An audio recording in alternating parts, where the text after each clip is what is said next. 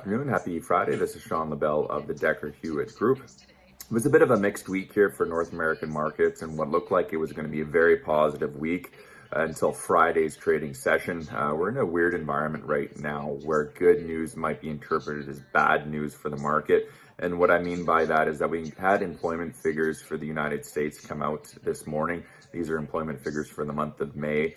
They came in considerably better than expected. What this means is that the U.S. Federal Reserve is likely going to have to stay on path for its hawkish pivot.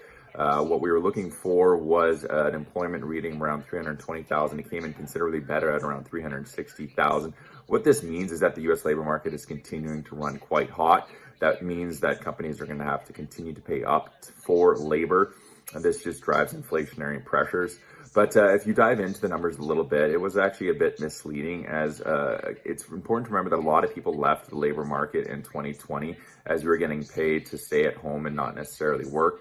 It's what's called the labor force participation rate. So what that means is that the unemployment rate was artificially kept low as a result of a lot of people no longer looking for work. Well, you're starting to see that labor force participation rate tick up. And this just means that there's a little bit of slack probably coming into the labor market. Despite these employment figures coming in quite high, we're going to have more people now into the market, which just helps alleviate some of these inflationary pressures on the labor side. We don't talk about this a lot in this week's Market Watch Weekly.